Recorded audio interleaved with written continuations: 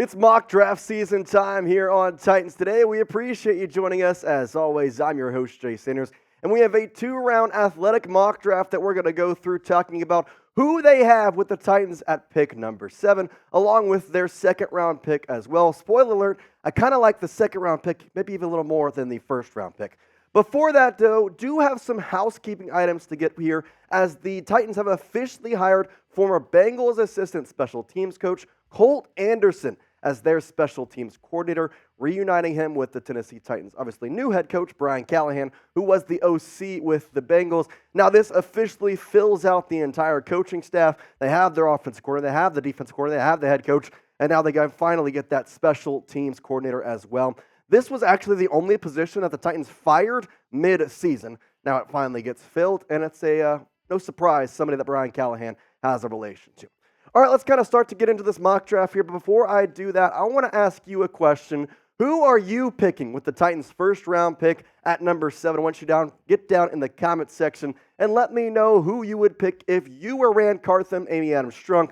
What are you going to do with pick number 7?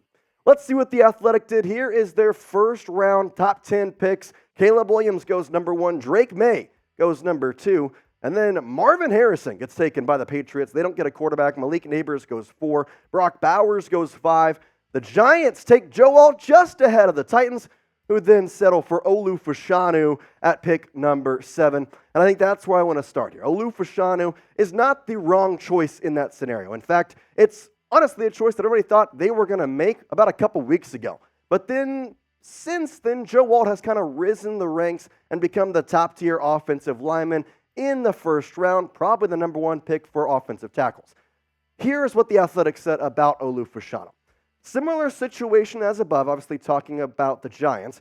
No matter what you think about the quarterback, it won't matter if you can't protect what you've got.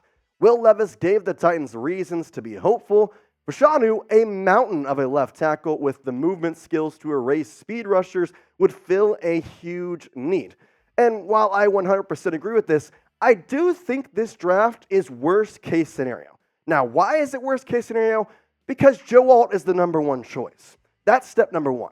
And then because you hired Brian Callahan, who has already said he likes his playmakers over his offensive line, well, I kind of think if Joe Alt is off the board at number 7, the Titans would then go and pivot to Malik Nabers.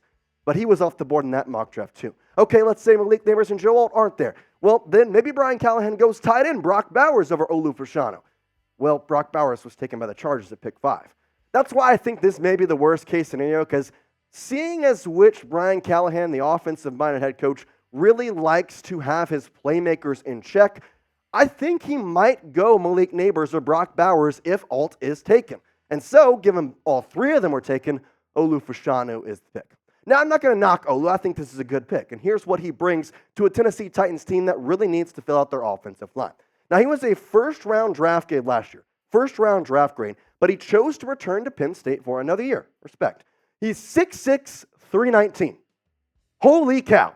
His frame is above the 50th percentile for NFL offensive tackles, and he's in college. And he allowed 0 sacks in 2022 on 299 true pass block attempts. This guy is great, and I really like him. But is he comparable to Joe Alt? We've talked about it a lot, but that's the pick that I'm pretty sure Rand Cartham wants. It seems as though that's the top choice. So if he's gone, will they get Olu? I think they should, but let's kind of compare these two to see how they rank. Now, a little bit different here. Alt, a lot more snaps, over 2,000 compared to Olumuyiwa Fashanu, sitting around 1,300. The PFF grades do favor Alt heavily. In 2023, the PFF rank for Alt, 90.7. The PFF rank for Olu, 78.8. In 2022, 91.4 for Alt, 71.0 for Olumuyiwa Fashanu. 2021, 78.8 for Alt, 69.1 for Olu. What he does have on him, no sacks allowed. Joe Alt, 4 sacks allowed. Obviously, way more snaps, so kind of take that with a grain of salt. I want to ask you the question here as to which offensive lineman you like better. We have Joe Alt, you have Olumuyiwa Fashanu. For a long time, Olu was regarded as the top pick when it comes to offensive linemen in round 1. Obviously, that has changed. Joe Alt has kind of taken that position, but we still have the combine. Things could change in a really fast time pace as soon as that comes out. So, get in the comments section, but alt is the first choice for me if available. I'm pretty sure that ultimately, if alt is there, I'm not going to take Olu. And that's not a knock on Olu. His frame, his size, he has a lot of things that can make him a top-tier offensive tackle. The thing is, Joe Alt has just shown prowess, and I think it's at a bigger level being at Notre Dame. That's just my opinion, though. I think Olu is still a very good pick, and obviously, given the situation with the Athletics mock draft, having Malik Neighbors gone, having Brock Bowers gone, and having Alt gone, that's the right pick. You know what's also the right pick? Getting your tickets at Game Time. You can get $20 off your first purchase by using code TitansChat on the redeem code section. Now, Game Time is the fast and easy way to buy tickets for your sporting events, music, comedy, and theater. All in your area, Game Time has you covered. You shouldn't have to worry about buying tickets to your next big event, and Game Time gives you the peace of mind when buying tickets. And with their best price guarantee, Game Time takes the guesswork out of buying tickets. And like I said, use that code TitansChat for $20 off your first purchase. You're not going to regret it because their app is super user-friendly. Easy to see. They got last-minute ticket deals, zone deals, and honestly, they're obsessed with saving you money. How obsessed? Well, they have these things called zone deals like I just mentioned, which all you do is pick a section. Then they pick a row, they pick the seats. They get you an average of 18% of savings. Plus, the Game Time guarantee means you'll always get the best price. And if you find tickets in the same section and row for less, Game Time will credit you 110% of the difference. Take the guesswork out of buying tickets with Game Time. Download the Game Time app, create an account, and use code TitansChat for $20 off your first purchase. Terms apply. Again, create an account and redeem code TITANSCHAT, TitansChat, no spaces, for $20 off. Download Game Time today. Last-minute tickets at the lowest price, guaranteed. All right, let's go to round two here and what happens from there. First pick of round two, Ladd McConkey goes to the Carolina Panthers. Bo Nix, there's the quarterback the Patriots get finally. Deshaun Newton to the Cardinals. Kingsley Sumali to the Washington Commanders. Zach Frazier, the Chargers. And then Troy Franklin, the wide receiver out of Oregon, falls to 38, and the Titans scoop him right up. I love Troy Franklin, and I'll get to why here in just a minute, but overall, Troy Franklin falling this far, it'd be a little bit of a surprise to me just because of the athletic prowess he showed at Oregon and the way he really grew and grew each year. That being said, if this is available, I love this pick. I love it. I think it's the perfect one. You are able to kind of increase your wide receiver depth, and it really doesn't cost you much. You get him in the second round, got to be a little less than some of those top guys, on top of which I think he is a first-round wide receiver. But because the wide receiver class this year in the draft is so good, I could see him falling to the second round. He improved every single year at Oregon, and obviously having Bo Nix this past year, 1,300 yards, 14 touchdowns, over 80 receptions. Obviously improving from 2022, 61 receptions, 891 yards, and 9 touchdowns. And then back on his freshman year, by the way, played in the bowl game against Oklahoma in his freshman year, put up his best performance of that year against a pretty good defense. Now, again, I want to go back to the thing that I don't know if he'll fall this far, because Franklin has been projected to go in around the 25 to 35 area. So getting him here around 38 would be a little tough. I will say, though, if it's available, definitely pick it. You've heard my thoughts, but I've shown you some stats. I want to know what you think about this. Grade the Troy Franklin pick at round 2, pick number 38, A, B, C, D, or F.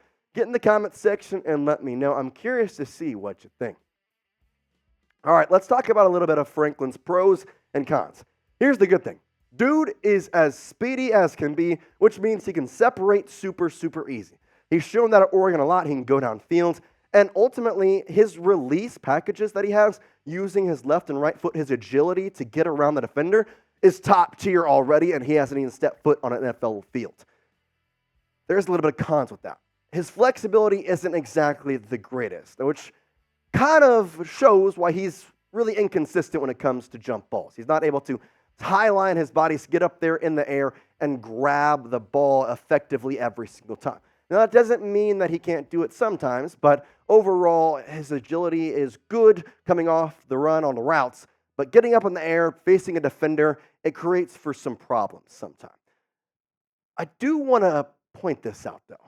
Troy Franklin drafted in round 2. You already fixed the offensive line with Olumuyiwa Fashanu or Joel to the point. Then you have D-Hop next year. What happens if you sign T. Higgins, too, with your multitude of cap space? Well, I want to do a little bit of just manifesting here, say that, and look at what a potential Titans wide receiver depth chart would look should the Titans sign T. Higgins and then still draft Troy Franklin in round number 2. And goodness, this is amazing. Hopkins at 1, you get T. Higgins at 2, you have Troy Franklin at 3, and then Treylon Burks is your 4 is insane. Plus, on top of which, Kyle Phillips goes to the wide receiver 1, and he's in the depth chart there. I like that a lot. It would be pretty good if you ask me. I think overall, this would be one of, if not the best wide receiver depth chart in all of football. Because if you look at this, DeAndre Hopkins, that's the first-round pick. T. Higgins, hey, that's a second-round pick. Round 2, pick 1, though. Troy Franklin, well, he'd be a second-round pick. Treylon Burks, well, that's a first-round pick. Every single one of these guys were top 2-round picks. That's wild. So, yeah, I would think this is going to be probably pretty good to have. Now, will that happen? I don't know. I mean, obviously, if you sign T. Higgins, do you still draft Troy Franklin?